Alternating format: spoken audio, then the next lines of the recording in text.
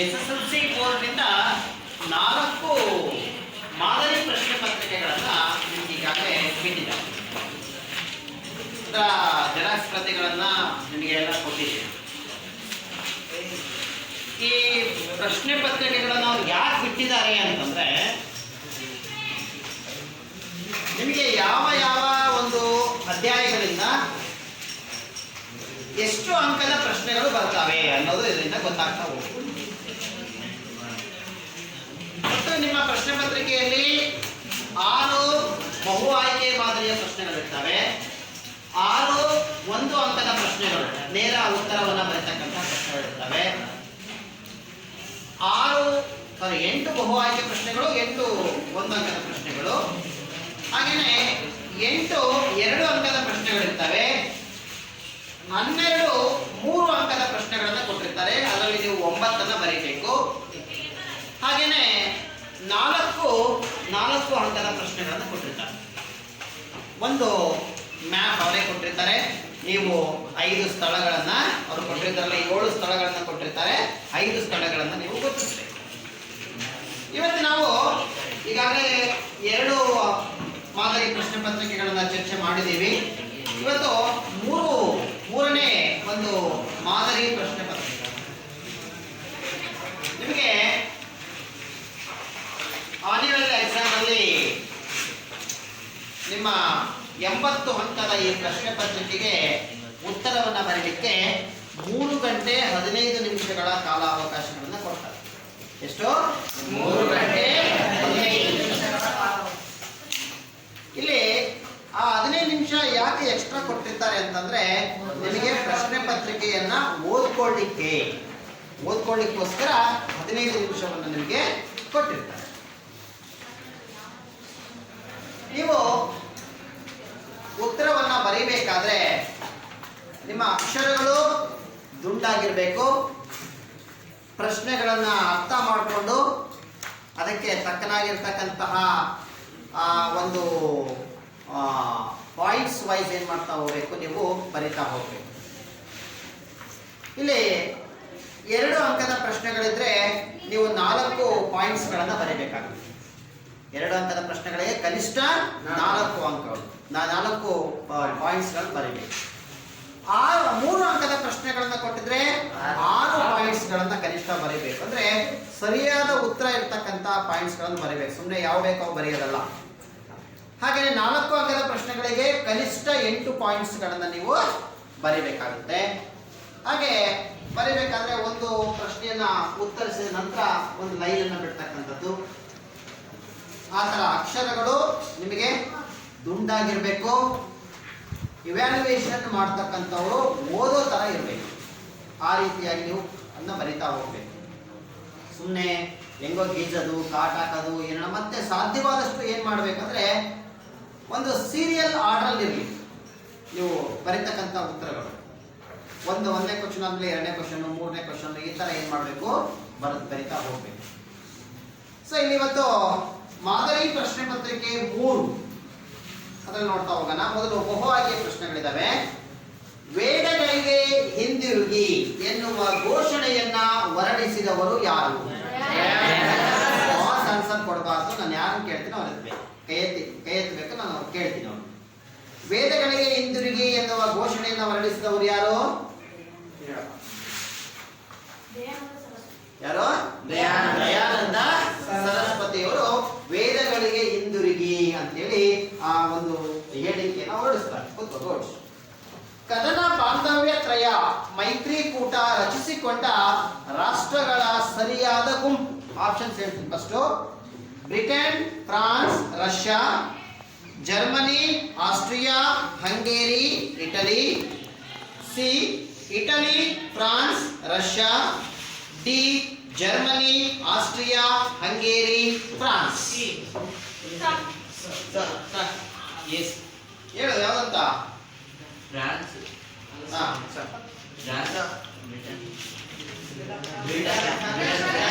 Britain, France, Russia. Britain, France, Russia. ಇಲ್ಲಿ ಕದನ ಬಾಂಧವ್ಯ ತ್ರಯ ಮತ್ತೆ ಇನ್ನೊಂದು ಕದನ ಸೌಹಾರ್ದ ತ್ರಯ ಅಂತ 2 ಗುಂಪುಗಳಿರ್ತವೆ. ಎರಡನೇ ಗುಂಪಲ್ಲಿ ಯಾವ್ಯಾವ ಇರ್ತವೆ? Italy, Germany, Austria, Hungary. ಅವು ಎರಡನೇ ಗುಂಪಲ್ಲಿ ಕದನ ಸೌಹಾರ್ದತ್ರಯ ಅಂತ ಕರಿತೀವಿ. ಇಲ್ಲಿ ನಿಮಗೆ ಕೇಳಿರೋದು ಕದನ ಬಾಂಧವ್ಯತ್ರಯ. ಇಲ್ಲಿ ಬ್ರಿಟನ್, ಫ್ರಾನ್ಸ್ ಮತ್ತೆ ರಷ್ಯಾಗಳನ್ನ ಒಳಗೊಂಡಂತ ಒಂದು ಗುಂಪಿದೆ. ನೊಬೆಲ್ ಪ್ರಶಸ್ತಿ ಪಡೆದಿರುವ ವಿಶ್ವಸಂಸ್ಥೆಯ ವಿಶೇಷ ಸಂಸ್ಥೆ ಯಾವುದು? ವಿಶ್ವ ಆರೋಗ್ಯ ಸಂಸ್ಥೆ, ವಿಶ್ವಸಂಸ್ಥೆಯ ಶೈಕ್ಷಣಿಕ, ವೈಜ್ಞಾನಿಕ, ಸಾಂಸ್ಕೃತಿಕ ಸಂಸ್ಥೆ, ಆಹಾರ ಮತ್ತು ಕೃಷಿ ಸಂಸ್ಥೆ, ವಿಶ್ವಸಂಸ್ಥೆಯ ಅಂತಾರಾಷ್ಟ್ರೀಯ ಮಕ್ಕಳ ತುರ್ತು ನಿಧಿ. ಹೇಳಪ್ಪ ಸುಭಾಷ್. ವಿಶ್ವಸಂಸ್ಥೆಯ ಅಂತಾರಾಷ್ಟ್ರೀಯ ಮಕ್ಕಳ ತುರ್ತು ನಿಧಿ. Very good. ನೋಡಿ, ವಿಶ್ವಸಂಸ್ಥೆಯ ಅಂತಾರಾಷ್ಟ್ರೀಯ ಮಕ್ಕಳ ತುರ್ತು ನಿಧಿ. ಇದು ನಿಮಗೆ ನೆನಪಿಗೆ ಬರಲಿಲ್ಲ ಅಂತಂದ್ರೆ ಯುನಿಸೆಫ್ ಅಂತ ಬರ್ದ್ಬಿಟ್ಟು. ಯುನಿಸೆಫ್, ಯುನಿಸೆಫ್ ಅಂದ್ರೆ ಕೂಡ United Nations children emergency fund ಅಂತ ಅರ್ಥ ಬರುತ್ತೆ. ಗೊತ್ತಾ ನಿಮಗೆ? ವಿಶ್ವಸಂಸ್ಥೆಯ ಅಂತಾರಾಷ್ಟ್ರೀಯ ಮಕ್ಕಳ ತುರ್ತು ನಿಧಿ ಅಂತ ನೆನಪು ಬರಲಿಲ್ಲ ಅಂದ್ರೆ ಯುನಿಸೆಫ್ ಅಂದ್ರೆ ಯುನಿಸೆಫ್ ನ ಕಾರ್ಯಗಳನ್ನ ಮೆಚ್ಚಿಕೊಂಡು ಈ ಯುನಿಸೆಫ್ಗೆ 1965ರಲ್ಲಿ ಈ ಒಂದು ವಿಶ್ವಸಂಸ್ಥೆ ಇದು ಏನು ನೊಬೆಲ್ ಪ್ರಶಸ್ತಿಯನ್ನ ಅಲ್ಲಿ ಕೊಡಲಾಗ್ತದೆ. ನರ್ಮದಾ ಬಚಾವೋ ಆಂದೋಲನದ ನೇತೃತ್ವವನ್ನ ವಹಿಸಿದವರು ಯಾರು? ಸುಂದರಲಾಲ್ ಬಹುಗುಣ, ಚಂಡಿ ಪ್ರಸಾದ್ ಭಟ್, ಶಿವರಾಮ್ ಕಾರಂತ್, ಮೇಧಾ ಪಾಟ್ಕರ್. ಯಾರು? ಮೇಧಾ ಪಾಟ್ಕರ್. Very good. ನರ್ಮದಾ ನದಿಗೆ ಅಡ್ಡಲಾಗಿ ಏನು ಅಣೆಕಟ್ಟನ್ನು ಕಟ್ಟಬೇಕಾದ್ರೆ ಅಲ್ಲಿ ಪರಿಸರ ನಾಶ ಆಗುತ್ತೆ ಅಂತೇಳಿ ಮೇಧಾ ಪಾಟ್ಕರ್ ಅವರ ನೇತೃತ್ವದಲ್ಲಿ ಏನ್ ಮಾಡ್ತಾರೆ, ಅಲ್ಲಿ ಈ ಒಂದು ನರ್ಮದಾ ಬಚಾವೋ ಆಂದೋಲನವನ್ನ ಮಾಡ್ತಾರೆ. ಈ ಪ್ರಶ್ನೆ ಸಾಮೂಹಿಕ ಪ್ರತಿಭಟನೆಗಳು ಅಂತಕ್ಕಂಥ ಪಾಠದಲ್ಲಿ ಬರುತ್ತೆ. ಇನ್ನೊಂದು, ಚಿಪ್ಕೋ ಚಳುವಳಿ ಯಾರ ನೇತೃತ್ವದಲ್ಲಿ ನಡೀತು? ಯಾರ್ಯಾರು? ಸುಂದರಲಾಲ್ ಬಹುಗುಣ ಮತ್ತೆ ಪಾಟೀಲ್ ಅಂತಲ್ಲ, ಭಟ್ ಅಂತಕ್ಕಂಥವ್ರ ನೇತೃತ್ವದಲ್ಲಿ ಚಿಪ್ಕೋ ಚಳುವಳಿ ನಡೆಯುತ್ತೆ.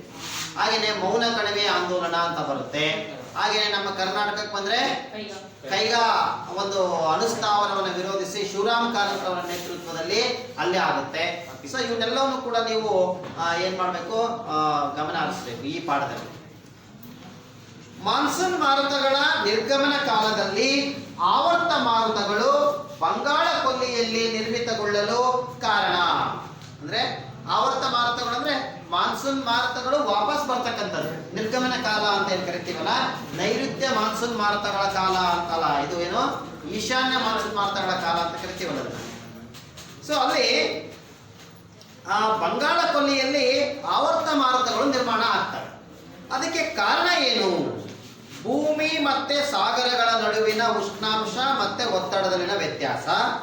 ಉತ್ತರಾರ್ಧಗೋಳದ ಮೇಲೆ ಸೂರ್ಯನ ಲಂಬ ಕಿರಣಗಳು ಬಿದ್ದು ಉಷ್ಣಾಂಶ ಹೆಚ್ಚಾಗುವುದು. ಈ ಪ್ರದೇಶಗಳು ಸಮುದ್ರ ಮಟ್ಟದಿಂದ ಎತ್ತರದಲ್ಲಿರುವುದು. ಉತ್ತರ ಭಾರತವು ಸಮುದ್ರದಿಂದ ದೂರ ಇರುವುದು. ಯಾವುದು ಹೇಳಪ್ಪ ಋಷಿದ? ಭೂಮಿ ಮತ್ತು ಸಾಗರಗಳ ನಡುವಿನ ಉಷ್ಣಾಂಶ ವ್ಯತ್ಯಾಸ.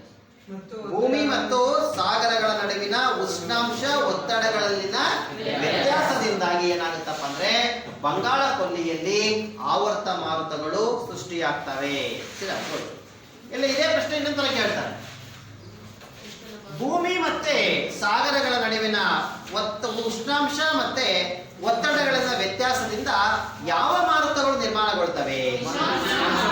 ಆವರ್ತ ಮಾರುತಗಳು. ಯಾವ ಆವರ್ತ ಮಾರುತಗಳು ನಿರ್ಮಾಣಗೊಳ್ಳೋದು. ಇಲ್ಲಿ ಸಂಘಟಿತ ಕಾರ್ಮಿಕ ವಲಯಕ್ಕೆ ಉತ್ತಮ ಉದಾಹರಣೆ ನೋಡಿ, ಎರಡು ಬರ್ತವೆ, ಸಂಘಟಿತ ಕಾರ್ಮಿಕರು, ಅಸಂಘಟಿತ ಕಾರ್ಮಿಕರು ಅಂತೇಳಿ. ಸಂಘಟಿತ ಕಾರ್ಮಿಕರು ಅಂದ್ರೆ ಅವರಿಗೆ ನಿರ್ದಿಷ್ಟವಾದ ಕೆಲಸದ ಅವಧಿ ಇರುತ್ತೆ, ನಿರ್ದಿಷ್ಟವಾದಂತಹ ವೇತನ ಇರುತ್ತೆ, ನಿರ್ದಿಷ್ಟವಾದ ಶ್ರೇಣಿ ಇರುತ್ತೆ. ಹಾಗೇನೆ ಕೆಲವೊಂದು ಕಾನೂನುಗಳು ಒಳಪಟ್ಟು ಅವ್ರೇನ್ ಮಾಡ್ಬೇಕಾಗತ್ತೆ, ಕರ್ತವ್ಯವನ್ನ ನಿರ್ವಹಿಸಬೇಕಾಗುತ್ತೆ. ಇವ್ರನ್ನ ಸಂಘಟಿತ ಕೆಲಸಗಾರರು, ಕಾರ್ಮಿಕರು ಅಂತ ಕರಿತೀವಿ. ಅಸಂಘಟಿತ ಕೆಲಸಗಾರರು, ಕಾರ್ಮಿಕರು ಅಂತ ಬರ್ತಾರೆ. ಯಾರಪ್ಪ ಅಂದ್ರೆ ಅವ್ರಿಗೆ ಯಾವುದೇ ಕಾನೂನುಗಳು ಇರಲ್ಲ. ಇಷ್ಟು ಗಂಟೆಗೆ ಬರಬೇಕು, ಇಷ್ಟು ಗಂಟೆಗೆ ಹೋಗ್ಬೇಕು ಅಂತ ಇರಲ್ಲ. ಅವರಿಗೆ ಯಾವುದೇ ವೇತನವನ್ನ ಕೊಡೋದಿಲ್ಲ, ಹೌದಾ? ಯಾವುದೇ ರೂಲ್ಸ್ ರೆಗ್ಯುಲೇಷನ್ಸ್ ಇರಲ್ಲ. ಅವ್ರಿಗೆ ತಿಂಗಳಾದ ತಕ್ಷಣ ಯಾರು ಕೂಡ ಸ್ಯಾಲ್ರಿ ಕೊಡಲ್ಲ. ಫಾರ್ ಎಕ್ಸಾಂಪಲ್ ನೋಡ್ರಿ, ನಿಮಗೆ ಈಗ ತರಕಾರಿ ಮಾರೋರು ಇರ್ತಾರೆ, ಅಂಗಡಿಗಳನ್ನ ಇಟ್ಕೊಂಡಿರೋರು ಇರ್ತಾರೆ, ಹೌದಾ? ಸೊ ಅವರೆಲ್ಲ ಏನಪ್ಪಾ ಅಂದ್ರೆ ಅಸಂಘಟಿತ ಕೆಲಸ, ನಿಮ್ಮ ಹೊಲಗಳಲ್ಲಿ ಕೆಲಸ ಮಾಡ್ತಕ್ಕಂಥ ಕೂಲಿ ಕಾರ್ಮಿಕರು ಇರ್ತಾರೆ. ಅವ್ರಿಗೆ ಯಾರು ಕೂಡ ಸ್ಯಾಲ್ರಿ ಕೊಡಲ್ಲ, ಹೌದಾ? ಅವತ್ತು ಕೆಲಸ ಮಾಡಿದ್ರೆ ಅವತ್ತು ಕೊಡ್ತೀವಲ್ವಾ? ಸೊ ಹೀಗೆ ಸಂಘಟಿತ ಕೆಲಸಗಾರರು, ಅಸಂಘಟಿತ ಕೆಲಸಗಾರರು ಅಂತೇಳಿ ಎರಡು ಮಾಡ್ತೀವಿ. ಇಲ್ಲಿ ಅವ್ರು ಕೇಳಿರೋದೇನು? ಸಂಘಟಿತ ಕಾರ್ಮಿಕ ವಲಯಕ್ಕೆ ಉತ್ತಮ ಉದಾಹರಣೆ ಅಂದ್ರೆ ಸಂಘಟಿತ ಕೆಲಸಗಾರರು ಅನ್ನೋದಕ್ಕೆ ಒಂದು ಉದಾಹರಣೆ ಕೊಡ್ರಿ. ಮನೆ ಕೆಲಸಗಾರರು, ಹೌದಾ? ಆಗಲ್ಲ.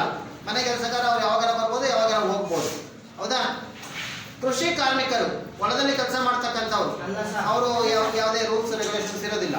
ಸರ್ಕಾರಿ ನೌಕರರು, ಹೌದಾ? ನೋಡಿ, ಸರ್ಕಾರಿ ನೌಕರರಾದ್ಮೇಲೆ ನಮಗೆ ಫಾರ್ ಎಕ್ಸಾಂಪಲ್ ನಾವು ಟೀಚರ್ಸ್ ಇದೀವಿ ಅಂತಂದ್ರೆ ನಾವು 9:30 ಬರ್ತೀವಿ, ಸಾಯಂಕಾಲ 5 ಗಂಟೆಗೆ ಹೋಗ್ತೀವಿ. ತಿಂಗಳಾದ ತಕ್ಷಣ ನಮ್ಗೆ ಇಷ್ಟು ಸ್ಯಾಲ್ರಿ ಅಂತ ಕೊಡ್ತಾರೆ. ನಮಗೆ ಕೆಲವು ಏನ್ ಮಾಡಿದ್ದಾರೆ, ನೀತಿ ನಿಯಮಗಳಿದಾವೆ, ಅದಕ್ಕೆ ತಕ್ಕನಾಗಿ ನಾವು ಕೆಲಸ ಮಾಡಬೇಕು, ಹೌದಾ? ಸೊ ಹೀಗೆ ಹಾಗಾಗಿ ಸಂಘಟಿತ ಕಾರ್ಮಿಕರಿಗೆ ಉತ್ತಮ ಉದಾಹರಣೆ ಅಂದ್ರೆ ಯಾವುದು? ಸರ್ಕಾರಿ ನೌಕರರು. ಉಳಿದಂಥವ್ರೆಲ್ಲ ಏನಿದಾರಲ್ಲ ಅವರು ಅಸಂಘಟಿತ ಕಾರ್ಮಿಕರಿಗೆ ಉದಾಹರಣೆ ಅವರೆಲ್ಲ. ನೆಕ್ಸ್ಟ್ ಎಕ್ಸಾಂಪಲ್ ಹೆಂಗೆ ಕೇಳ್ಬೋದು ನಿಮಗೆ? ಅಸಂಘಟಿತ ಕಾರ್ಮಿಕರಿಗೆ ಉದಾಹರಣೆ ಯಾವುದು ಅಂತಂದು ಅವಾಗ ನೀವು ನೋಡ್ಬೇಕು. ಮನೆ ಕೆಲಸಗಾರರು, ಕೃಷಿ ಕಾರ್ಮಿಕರು, ತಳ್ಳುಗಾಡಿ ವ್ಯಾಪಾರಿಗಳು, ಇವರೆಲ್ಲರೂ ಕೂಡ ಅಸಂಘಟಿತ ಕೆಲಸಗಾರರಿಗೆ ಒಂದು ಉತ್ತಮವಾದ ಉದಾಹರಣೆ ಆಗ್ತಾರೆ.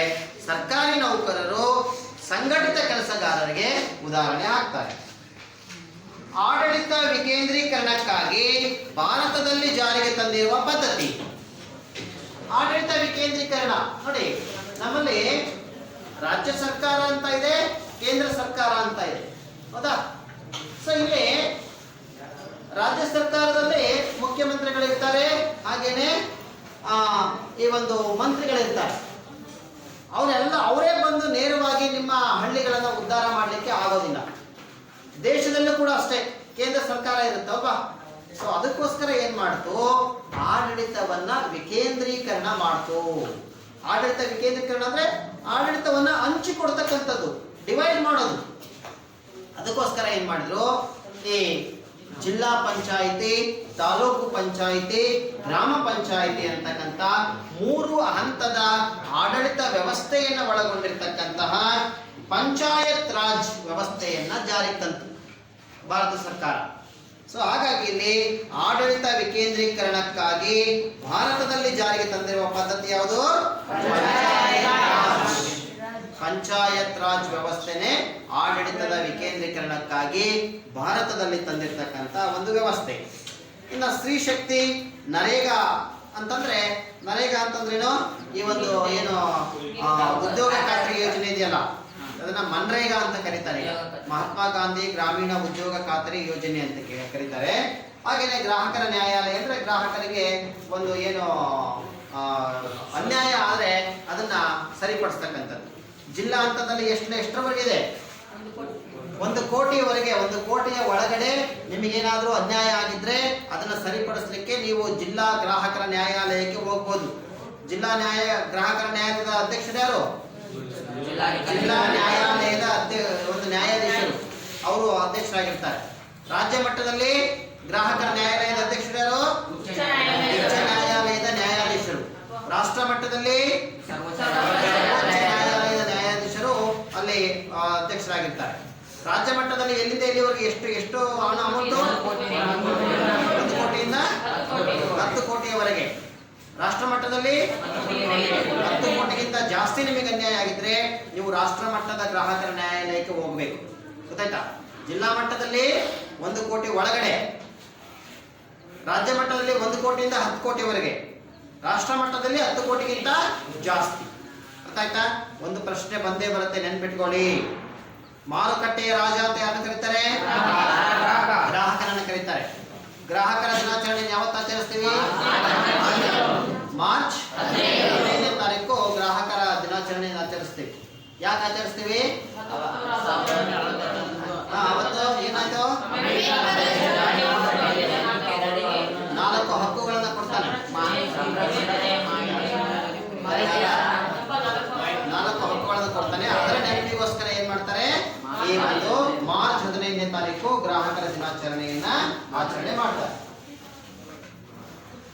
ಇವರು ಜಿಲ್ಲಾ ಗ್ರಾಹಕ ಮಂಡಳಿಯ ಅಧ್ಯಕ್ಷರಾಗಿರುತ್ತಾರೆ. ಜಿಲ್ಲಾ ನ್ಯಾಯಾಧೀಶರು, ಜಿಲ್ಲಾಧಿಕಾರಿಗಳು, ಗ್ರಾಹಕ ನ್ಯಾಯಾಲಯದ ಅಧ್ಯಕ್ಷರು, ರಾಜ್ಯ ಮುಖ್ಯ ನ್ಯಾಯಾಧೀಶರು. ಯಾರು? ಜಿಲ್ಲಾ ನ್ಯಾಯಾಧೀಶರು ಈ ಜಿಲ್ಲಾ ಮಟ್ಟದ ಜಿಲ್ಲಾ ಗ್ರಾಹಕರ ಮಂಡಳಿಯ ಅಧ್ಯಕ್ಷರಾಗಿರ್ತಾರೆ.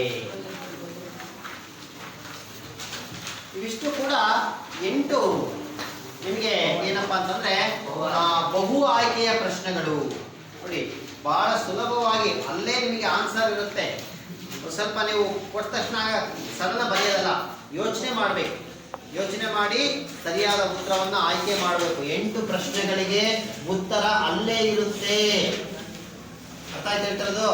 ಇದನ್ನ 8 ಪ್ರಶ್ನೆಗಳಿಗೆ ಉತ್ತರಿಸಬೇಕಾದ್ರೆ ಯೋಚನೆ ಮಾಡಿ ಸರಿಯಾದ ಉತ್ತರವನ್ನು ಆಯ್ಕೆ ಮಾಡಬೇಕು. ನೆಕ್ಸ್ಟ್ 2ನೇ ಮೇನು, ಸ್ವಾಮಿ ವಿವೇಕಾನಂದರು ರಾಮಕೃಷ್ಣ ಮಿಷನ್ ಸಂಸ್ಥೆಯನ್ನ ಏಕೆ ಸ್ಥಾಪಿಸಿದರು? ಯಾರಂತೀರಾ? ಸ್ವಾಮಿ ವಿವೇಕಾನಂದರು ರಾಮಕೃಷ್ಣ ಮಿಷನ್ ಅನ್ನ ಸ್ಥಾಪನೆ ಮಾಡಿದರು. ಯಾಕೆ? ತಮ್ಮ ಗುರುಗಳಾದ ರಾಮಕೃಷ್ಣ ಪರಮಹಂಸರ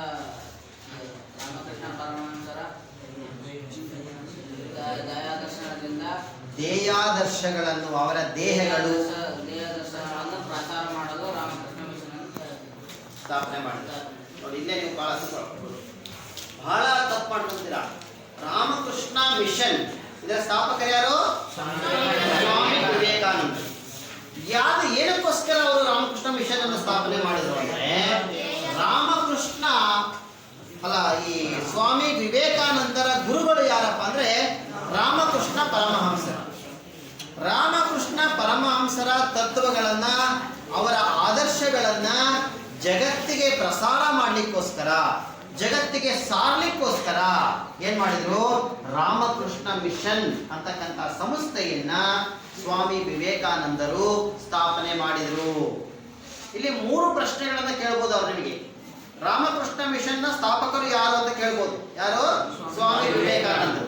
ಅಥವಾ ಸ್ವಾಮಿ ವಿವೇಕಾನಂದರು ರಾಮಕೃಷ್ಣ ಪರಮಹಂಸರ ದೇಯಾದರ್ಶಗಳನ್ನ ಪ್ರಚಾರ ಮಾಡಲಿಕ್ಕೆ ಯಾವ ಸಂಸ್ಥೆಯನ್ನ ಸ್ಥಾಪನೆ ಮಾಡಿದ್ರು? ರಾಮಕೃಷ್ಣ ಮಿಷನ್.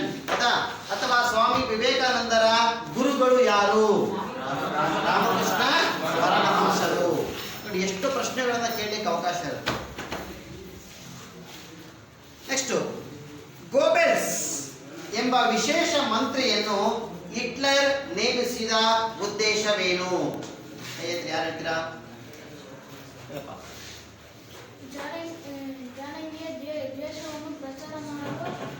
Very good. ಜನಾಂಗೀಯ ದ್ವೇಷವನ್ನ ಪ್ರಚಾರ ಮಾಡ್ಲಿಕ್ಕೋಸ್ಕರ ಹಿಟ್ಲರ್ ಏನ್ ಮಾಡ್ತಾನೆ? ಗೋಬೆಲ್ಸ್ ಅಂತಕ್ಕಂಥ ವಿಶೇಷ ಮಂತ್ರಿಯನ್ನ ಅಲ್ಲಿ ನೇಮಕ ಮಾಡ್ತಾನೆ. ಇಲ್ಲಿ ಈ ಯಹೂದಿಗಳಿಗೂ ಜರ್ಮನ್ ಜನಾಂಗಕ್ಕೂ ಆಗ್ತಾ ಇರಲ್ಲ. ಜರ್ಮನಿಯ ಅಂದಿನ ಒಂದು ಸ್ಥಿತಿಗೆ ಯಹೂದಿಗಳೇ ಕಾರಣ ಅಂತೇಳಿ ಪ್ರಚಾರ ಮಾಡಬೇಕಾಗಿತ್ತು. ಯಾರು? ಹಿಟ್ಲರ್. ಅದಕ್ಕೋಸ್ಕರ ಅವನು ಏನ್ ಮಾಡ್ತಾನೆ?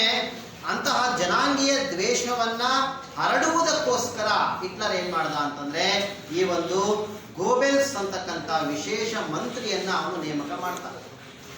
ಇಲ್ಲಿ ಕೂಡ ನಿಮಗೆ ಪ್ರಶ್ನೆ ಟ್ವಿಸ್ಟ್ ಮಾಡ್ತಾರೆ.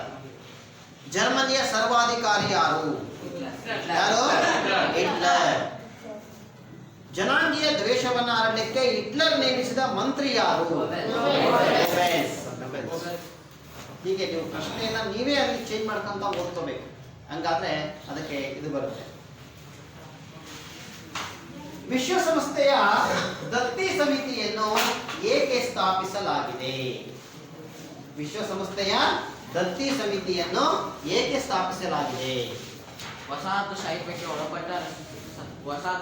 ಒಳಪಟ್ಟ ರಾಷ್ಟ್ರಗಳು ಸಾರ್ವಭೌಮವನ್ನು ಮತ್ತು ಅವುಗಳ ಮೇಲುಸ್ತುವಾರಿ ಮಾಡಲು ದತ್ತಿ ಸಮಿತಿಯನ್ನು ಸ್ಥಾಪಿಸಲಾಯಿತು. ನೋಡಿ, ವಸಾಹತುಶಾಹಿಗಳು ಅಂದ್ರೇನು?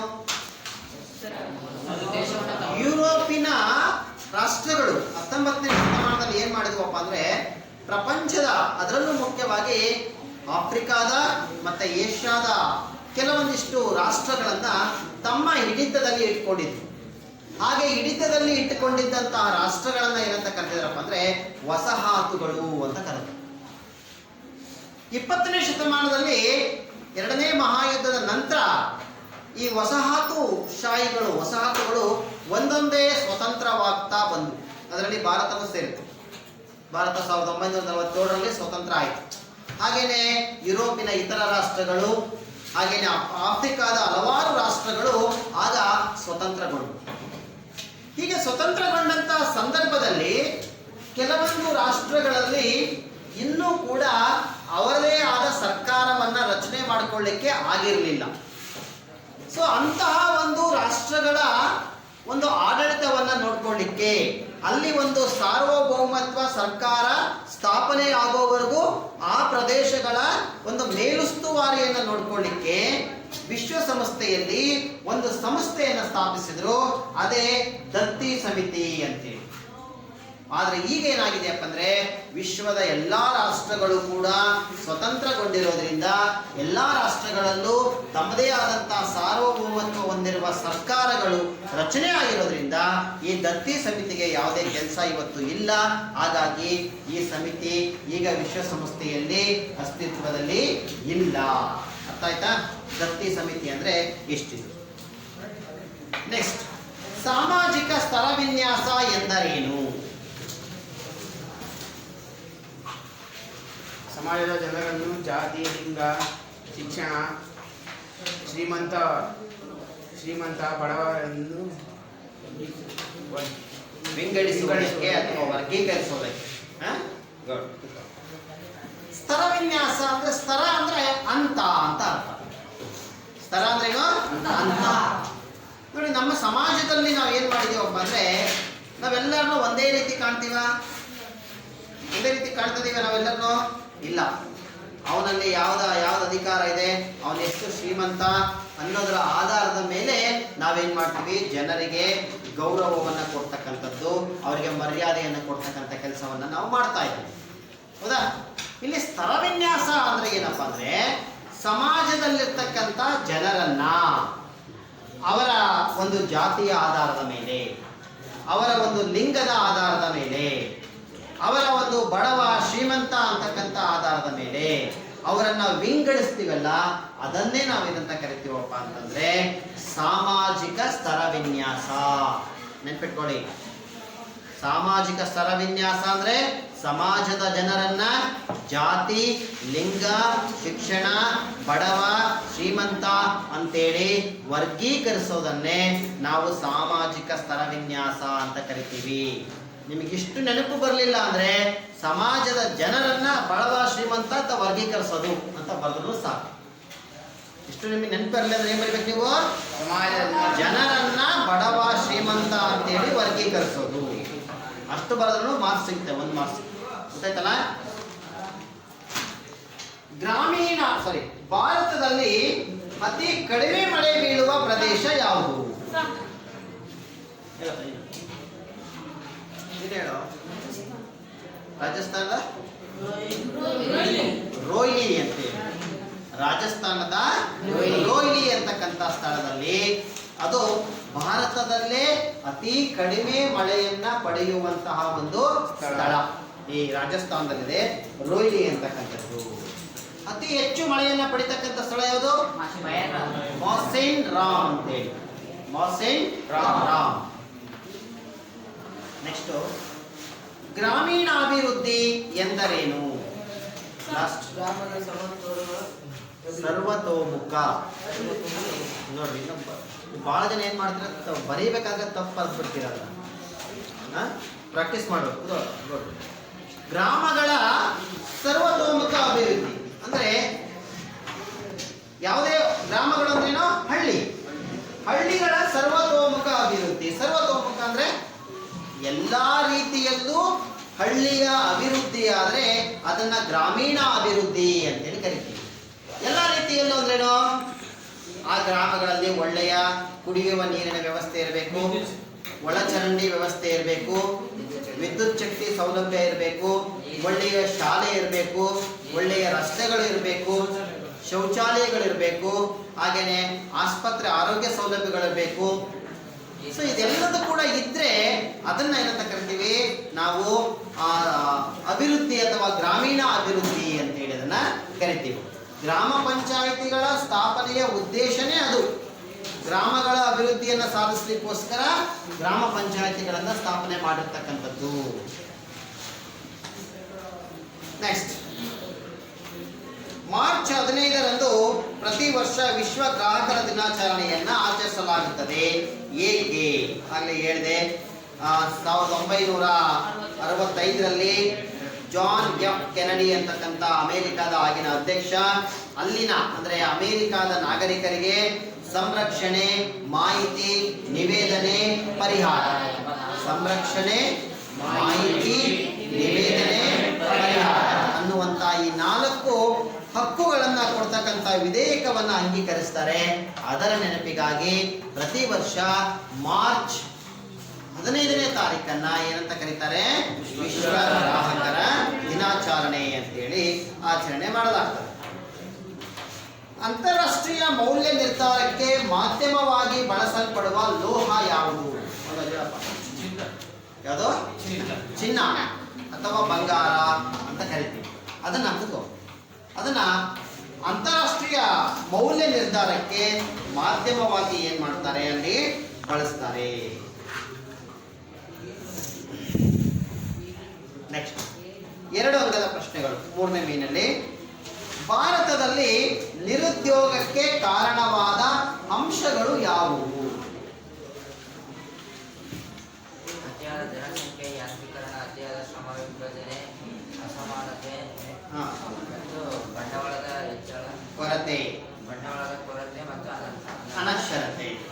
ನೋಡಿ, ಇದರಲ್ಲಿ ನೀವು ಇಲ್ಲಿ 6 ಪಾಯಿಂಟ್ಸ್ ಕೊಟ್ಟಿದ್ದಾರೆ. ನೀವು ಯಾವುದಾದ್ರೂ 4 ಪಾಯಿಂಟ್ಸ್ ಬಂದ್ರೆ ಸಾಕು. ನಿರುದ್ಯೋಗ ಅಂದ್ರೆ ಕೆಲಸ ಸಿಗದೇ ಇರ್ತಕ್ಕಂಥ ಒಂದು ಸ್ಥಿತಿ. ಕೆಲಸ ಮಾಡಕ್ಕೆ ಜನ ರೆಡಿ ಇದ್ದಾರೆ, ಆದ್ರೆ ಅವರಿಗೆ ಕೆಲಸ ಸಿಗ್ತಾ ಇಲ್ಲ. ಅಂತ ಸ್ಥಿತಿ ಏನಂತ ಕರಿತೀವಿ ನಾವು? ನಿರುದ್ಯೋಗ ಅಂತ ಕರಿತೀವಿ. ಅದಕ್ಕೆ ಕಾರಣ ಏನು? ಅತಿಯಾದ ಜನಸಂಖ್ಯೆ. 141 ಕೋಟಿಗಿಂತ ಜಾಸ್ತಿ ಜನಸಂಖ್ಯೆ ಇದೆ ನಮ್ಮ ದೇಶದಲ್ಲಿ. ಸೊ ಹಿಂಗಿದ್ದಾಗ ಎಲ್ಲರಿಗೂ ನಾವು ಕೆಲಸ ಕೊಡೋದೇನಾಗಲ್ಲ, ಸಾಧ್ಯ ಆಗೋದಿಲ್ಲ. ಅತಿಯಾದ ಜನಸಂಖ್ಯೆಯಿಂದ ನಿರುದ್ಯೋಗ ಸೃಷ್ಟಿಯಾಗುತ್ತೆ. ಯಾಂತ್ರೀಕರಣ ಅಂದ್ರೆ ಮನುಷ್ಯ ಕೆಲಸ ಮಾಡ್ತಕ್ಕಂತಹ ಒಂದು ಸ್ಥಳಗಳಲ್ಲಿ ಇವತ್ತು ಏನಾಗಿದ್ದಾವೆ? ಯಂತ್ರಗಳು ಬಂದಿದ್ದಾವೆ. ಇವತ್ತು ಒಂದು JCB ಜನಗಳು ಒಂದು ದಿನ ಎಲ್ಲ ಮಾಡಬೇಕಾದಂಥ ಕೆಲಸವನ್ನ ಅದು ಒಂದು ಅರ್ಧ ಗಂಟೆಯಲ್ಲಿ ಮಾಡಾಕ್ಬಿಡುತ್ತೆ. ಹೌದಾ? ಸೊ ಹಾಗಾಗಿ ಯಂತ್ರಗಳು ಬಂದಿರೋದ್ರಿಂದ ಜನಕ್ಕೆ ಕೆಲಸ ಇಲ್ದಂಗೆ ಆಗಿದೆ. ಅತಿಯಾದ ಶ್ರಮ ವಿಭಜನೆ. ಉದ್ಯೋಗ ಏನಂತಂದ್ರೆ ಕೆಲಸವನ್ನ ಹಂಚ್ಕೊಂಡು ಮಾಡ್ತಾ ಇರ್ತಕ್ಕಂಥದ್ದು, ಅದು ಕೂಡ ಒಂದು ಕಾರಣ. ಸಾಮಾಜಿಕ ಅಸಮಾನತೆ, ಬಂಡವಾಳದ ಕೊರತೆ, ಅನಕ್ಷರತೆ. ಸೊ ಇದರಲ್ಲಿ ಯಾವುದಾದ್ರೂ 4 ಪಾಯಿಂಟ್ಸ್ಗಳನ್ನು ನೀವು ಬರೆದ್ರೆ ಸಾಕು, ನಿಮಗೆ 2 ಮಾರ್ಕ್ಸ್ ಸಿಗುತ್ತೆ. ನಿರುದ್ಯೋಗಕ್ಕೆ ಕಾರಣಗಳು ಅಂತ ಕೇಳಿದ್ರೆ ಜನಸಂಖ್ಯಾ ಹೆಚ್ಚಳ, ಅನಕ್ಷರತೆ, ಅತಿಯಾದ ಯಾಂತ್ರೀಕರಣ, ಬಂಡವಾಳದ ಕೊರತೆ, ಸಾಮಾಜಿಕ ಅಸಮಾನತೆ ಮತ್ತೆ ಅತಿಯಾದ ಶ್ರಮ ವಿಭಜನೆ. ಇದರಲ್ಲಿ ಯಾವುದಾದ್ರೂ 4 ಪಾಯಿಂಟ್ಸ್ ಬರೀಬೇಕು. ಬಂದೇ ಬರುತ್ತೆ ಇಲ್ಲಿ. ನಿರುದ್ಯೋಗದ ಬಗ್ಗೆ ಒಂದು ಪ್ರಶ್ನೆ ನಿಮಗೆ ಬಂದೇ ಬರುತ್ತೆ. ಬಾಲ್ಯ ವಿವಾಹದ ಪರಿಣಾಮಗಳಾವುವು? ಬಾಲ್ಯ ವಿವಾಹ ಅಂದ್ರೆ 18 ವರ್ಷದ ಒಳಗೆ ಒಂದು ಏನೋ ಬಾಲಕಿಯನ್ನ ಮದುವೆ ಮಾಡ್ತಕ್ಕಂಥದ್ನ ಬಾಲ್ಯ ವಿವಾಹ ಅಂತ ಕರೀತಾರೆ. ಯಾಕಂದ್ರೆ ಗೌರ್ಮೆಂಟ್ ನಿಗದಿಪಡಿಸಿರೋದೆಷ್ಟು? ಹೆಣ್ಣಿಗೆ 18 ವರ್ಷ ಆಗಿರ್ಬೇಕು, ಗಂಡಿಗೆ 21 ವರ್ಷ ಆಗಿರ್ಬೇಕು ಅಂತ ನಿಗದಿಪಡಿಸಿದೆ. ಹಾಗಾಗಿ 18 ವರ್ಷಕ್ಕಿಂತ ಕಡಿಮೆ ವಯಸ್ಸಿನ ಹೆಣ್ಣು ಮಗುವನ್ನ ಮದುವೆ ಮಾಡಿದ್ರೆ ಅದನ್ನ ಬಾಲ್ಯ ವಿವಾಹ ಅಂತೇಳಿ ಕರೀತಾರೆ. ಅದರ ಪರಿಣಾಮ ಏನಾಗುತ್ತೆ? ಬಾಲ್ಯ ವಿವಾಹ ಮಾಡೋದ್ರಿಂದ ಏನ್ ಪರಿಣಾಮ ಆಗುತ್ತೆ ಅಂದ್ರೆ ಮಕ್ಕಳ ಸರ್ವತೋಮುಖ ಬೆಳವಣಿಗೆ ಕುಂಠಿತ. ನೋಡಿ, ಒಂದು ಮಗು ಮುಂದೆ ಓದಿ ಅದು ಏನಾಗ್ತಾ ಇತ್ತೋ ಯಾರಿಗೂ ಗೊತ್ತು, ಹೌದಾ? ಸೊ ಅಂತ ಮಗುವಿನ ಏನ್ ಮಾಡಿದ್ರು? ಮದುವೆ ಮಾಡಿಕೊಟ್ರೆ ಆ ಮಗುವಿನ ಏನು ಅಭಿವೃದ್ಧಿ ಏನಾಗುತ್ತೆ? ಕುಂಠಿತ ಆಗುತ್ತೆ, ಅಲ್ಲಿಗೆ ನಿಂತೋಗ್ಬಿಡುತ್ತೆ. ಸರ್ವತೋಮುಖ ಬೆಳವಣಿಗೆ ಕುಂಠಿತ ಆಗುತ್ತೆ. ಮೊದಲನೇ ಅಂಶ. ಮಕ್ಕಳ ಮೇಲೆ ಅತಿಯಾದ ದೌರ್ಜನ್ಯ, ನಿರ್ಲಕ್ಷ್ಯ, ಹಿಂಸೆ, ಶೋಷಣೆ, ಲೈಂಗಿಕ ದೌರ್ಜನ್ಯಗಳು ಉಂಟಾಗ್ತವೆ. ಶೋಷಣೆ ಮಾಡ್ದಂಗಾಗುತ್ತೆ, ಅವ್ರ ಮೇಲೆ ದೌರ್ಜನ್ಯ ಮಾಡ್ತಾರೆ, ಹಿಂಸೆ ಮಾಡ್ತಾರೆ. ಹಾಗೇನೆ ಬಾಲ್ಯತನ, ಶಿಕ್ಷಣ, ಮನೋರಂಜನೆ, ಆಟವಾಡುವುದು, ಪೌಷ್ಟಿಕಾಂಶ ಪಡೆಯುವ ಹಕ್ಕಿನಿಂದ ವಂಚನೆ. ನೋಡಿ, ಚಿಕ್ಕ ವಯಸ್ಸಿನಲ್ಲೇ ಮದುವೆ ಮಾಡೋದ್ರಿಂದ ಏನಾಗುತ್ತೆ, ಆ ಮಗು ಬಾಲ್ಯದಲ್ಲಿ ಏನೆಲ್ಲ ಆಟಗಳನ್ನು ಆಡಬೇಕು ಅದರಿಂದ ಅದನ್ನು ಕಳ್ಕೊಳ್ಳುತ್ತೆ ಆ ಮಗು. ಹೌದಾ? ಶಾಲೆಗೆ ಹೋಗೋದ್ರಿಂದ ಏನಾಗುತ್ತೆ, ಅದು ತಪ್ಪಿಸ್ಕೊಳ್ಳುತ್ತೆ. ಒಂದು ಮನೋರಂಜನೆ, ಒಂದು ಖುಷಿಯಾಗಿ ಆಟ ಆಡ್ತಕ್ಕಂಥ ಅವಕಾಶ ಹೋಗುತ್ತೆ. ಪೌಷ್ಟಿಕಾಂಶ ಇರ್ತಕ್ಕಂಥ ಆಹಾರ ಸಿಗೋಲ್ಲ. ಇವೆಲ್ಲ ಇದರಿಂದ ಅದು ವಂಚನೆಗೊಳಗಾಗುತ್ತೆ. ಅನಾರೋಗ್ಯ ಆಗ್ಬೋದು, ಮಗುವಿಗೆ ಗರ್ಭಪಾತ ಆಗ್ಬೋದು, ಹೆಣ್ಣು ಶಿಶು ಹತ್ಯೆ, ಭ್ರೂಣ ಹತ್ಯೆ. ಸೊ ಇವೆಲ್ಲವೂ ಏನಕ್ಕೆ, ಬಾಲ್ಯ ವಿವಾಹದಿಂದ ಉಂಟಾಗ್ತಕ್ಕಂಥ ಒಂದು ಪ್ರಮುಖವಾದಂಥ ಪರಿಣಾಮ. ಇಲ್ಲಿ ನಿಮಗೆ ಬಾಲ್ಯ ವಿವಾಹಕ್ಕೆ ಕಾರಣಗಳನ್ನಾದರೂ ಕೇಳಬಹುದು, ಬಾಲ್ಯ ವಿವಾಹದ ಪರಿಣಾಮಗಳನ್ನಾದರೂ ಕೂಡ ನಿಮಗೆ ಅಲ್ಲಿ ಕೇಳಲಿಕ್ಕೆ ಅವಕಾಶ ಇದೆ. ಕಾನೂನು ಸುವ್ಯವಸ್ಥೆ ಕಾಪಾಡುವಲ್ಲಿ ಸರ್ಕಾರದ ಪಾತ್ರ. ರಾಷ್ಟ್ರದ ಸುಖ ಶಾಂತಿಗೆ, ಐಕ್ಯತೆಗೆ, ಅಭಿವೃದ್ಧಿಗೆ ಕಾನೂನು ಸುವ್ಯವಸ್ಥೆ ಅವಶ್ಯಕ. ನೋಡಿ, ನಾವೆಲ್ಲರೂ ಕೂಡ ಇವತ್ತು ನೆಮ್ಮದಿಯಾಗಿರ್ಬೇಕಂದ್ರೆ ಪೊಲೀಸ್ ವ್ಯವಸ್ಥೆ ಏನಿದೆ ಅದು ಸರಿಯಾಗಿ ಕಾರ್ಯವನ್ನು ನಿರ್ವಹಿಸಬೇಕು. ಹೌದಾ? ಶಾಸಕಾಂಗ ರಚನೆ ಮಾಡಿರ್ತಕ್ಕಂಥ ಕಾನೂನುಗಳನ್ನು ಸರಿಯಾದ ರೀತಿಯಲ್ಲಿ ಕಾರ್ಯಾಂಗ ಮತ್ತು ಪೊಲೀಸ್ ಇಲಾಖೆ, ನ್ಯಾಯಾಂಗ ವ್ಯವಸ್ಥೆ ಜಾರಿಗೆ ತರಬೇಕಾಗುತ್ತೆ. ಶೀಘ್ರದಲ್ಲಿ ಬೆಳೆಯುತ್ತಿರುವ ಸಮಾಜದ ಇಂದಿನ ದಿನಗಳಲ್ಲಿ ಕಾನೂನು ಸುವ್ಯವಸ್ಥೆ ಅತಿ ಪ್ರಮುಖ ಸ್ಥಾನವನ್ನು ಪಡ್ಕೊಂಡಿದೆ. ಕಾನೂನು ಮತ್ತು ಸುವ್ಯವಸ್ಥೆ ಎರಡೂ ಒಂದೇ ನಾಣ್ಯದ ಎರಡು ಮುಖಗಳಿದ್ದಂತೆ ಸರ್ವರ ಸಂರಕ್ಷಣೆಗೆ ಕಾನೂನು ಆಡಳಿತ ಅಗತ್ಯವಾಗಿದೆ. ಈ ಪ್ರಶ್ನೆಯನ್ನು ಚೆನ್ನಾಗಿ ಓದ್ಕೊಳ್ರಿ, ಬಂದರೂ ಬರ್ಬೋದು. ಈ ಪ್ರಶ್ನೆ ನಿಮಗೆ ಆನ್ಯುವಲ್ ಎಕ್ಸಾಮಲ್ಲಿ ಬಂದರೂ ಬರುತ್ತೆ. ಅಂದರೆ ಕಾನೂನು ಸುವ್ಯವಸ್ಥೆ ಕಾಪಾಡುವಲ್ಲಿ ಸರ್ಕಾರದ ಪಾತ್ರವೇನು ಅಂತಕ್ಕಂಥ ಒಂದು ಪ್ರಶ್ನೆಯನ್ನು ಅಲ್ಲಿ ಕೇಳಲಿಕ್ಕೆ ಅವಕಾಶ ಇರ್ತಕ್ಕಂಥದ್ದು. ಸೊ ಹೀಗೆ ಈ 4 ಮಾದರಿ ಪ್ರಶ್ನೆ ಪತ್ರಿಕೆಗಳನ್ನು ನೀವು ಚೆನ್ನಾಗಿ ಪ್ರಾಕ್ಟೀಸ್ ಮಾಡಿ. ಹಾಗೆಯೇ 25ನೇ ತಾರೀಕಿಂದ ರಾಜ್ಯ ಮಟ್ಟದ ಒಂದು ಪೂರ್ವ ಸಿದ್ಧತಾ ಪರೀಕ್ಷೆ ಆರಂಭವಾಗುತ್ತೆ. ಆ ಪ್ರಶ್ನೆ ಪತ್ರಿಕೆಯನ್ನು ಸರಿಯಾಗಿ ನೋಡ್ಕೊಳ್ಳಿ.